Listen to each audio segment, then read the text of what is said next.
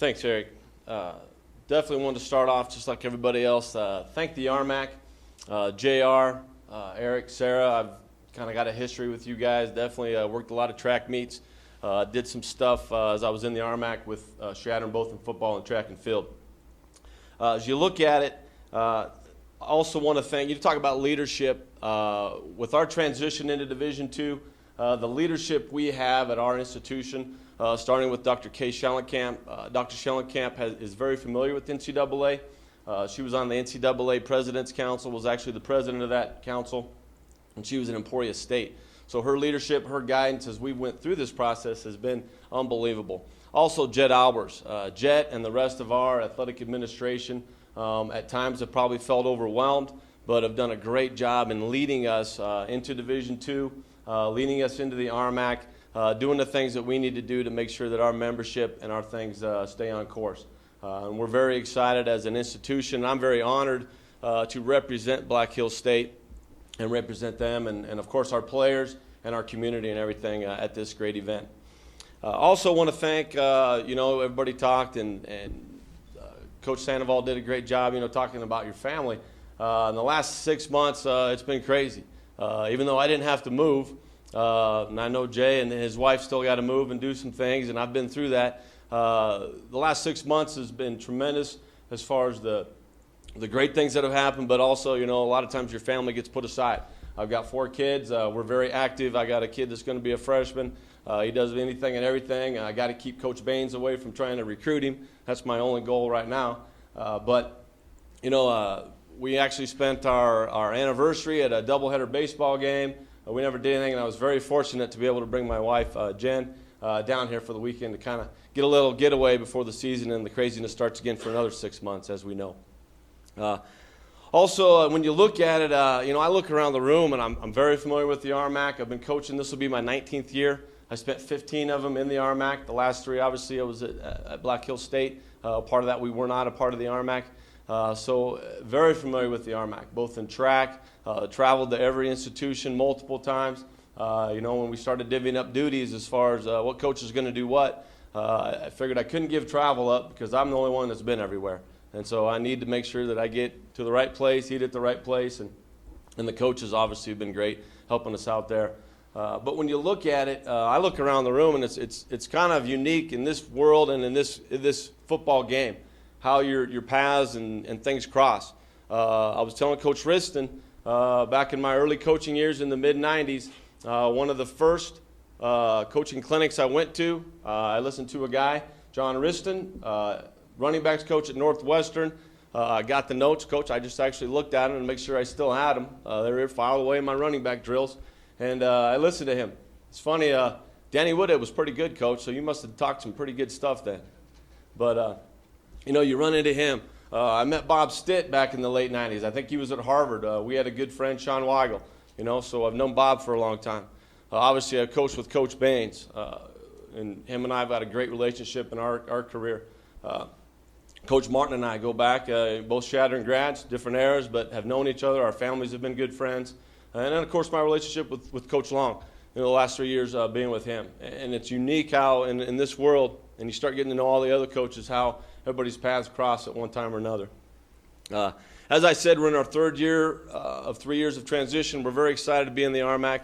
It's an exciting time, but there are definitely challenges ahead. I've had experiences in the RMAC. I know what it takes to play in the RMAC. I know what it takes to be a successful school in the RMAC. And we've got things that we need to make sure we do as a program and as a team to be able to play in this league. When you look at the rankings coming out, I expect to be where we're at. Nobody knows anything about us. Adams knows a little bit. We played Marty, and we found out, and I knew it, but our kids needed to see the level, the speed, the things. We go in at halftime, we scored a touchdown. I don't think Marty was real happy at the end of the half, but the whole deal is you got to play a whole game.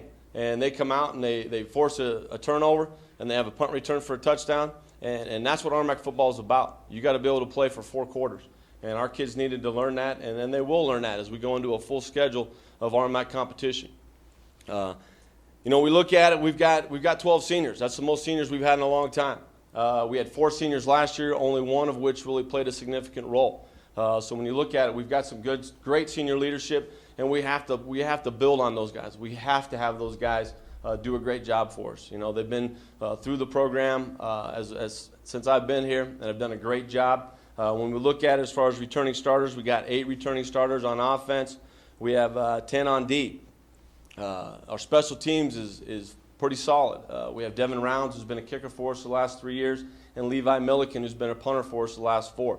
Those 2 will be seniors. So, you know, going into that first year, we need to have some senior-driven, some leaders in our team step up. You know, we'll still be young in some areas. There's no doubt. And, you know, we all know it. We want to redshirt guys. We heard a lot of coaches say it'd be great to redshirt everybody, but sometimes at the end of the day, you're going to play the best guys, no doubt. And, you know, if we have to play freshmen, we'll play freshmen. But we got to lean heavily on those guys that have been through the trenches. When you're going in to play a full RMAC slate and you're going up your first game to play Idaho State, if you got an 18-year-old kid lining up across from somebody, it's not going to be very fun compared to a kid that's been in a program, been in the weight room, done the things that they need to do to prepare themselves. When you look on defense, some names that you guys are going to hear and see, Sterling Boylan, he's a great nose tackle for us, a kid from Newell, South Dakota, unbelievable kid. And I know in this league, you've got to have somebody in the center that's going to cause problems. I know when we played Marty last year, you know, he had a nose tackle that was unbelievable, and we saw him every single play in the backfield doing some great things. And Sterling's going to have a great year for us. Also, Joey Brown. Joey Brown's a corner, also a return specialist, does a great job. Another great senior that's going to be a leader for us. And then Ryan Lee. Ryan Lee's a linebacker for us, and our linebacking core will kind of be one of the strengths of our defense for sure. And when you look at it, our staff, the staff that I was able to assemble, Shad Snyder was a player, and now he's been coaching for us for about 5 years. I promoted him to defensive coordinator. He did a great job of keeping those guys going on that path. And then Tanner Tatro, along with the special teams that he did, he's done a great job with the secondary.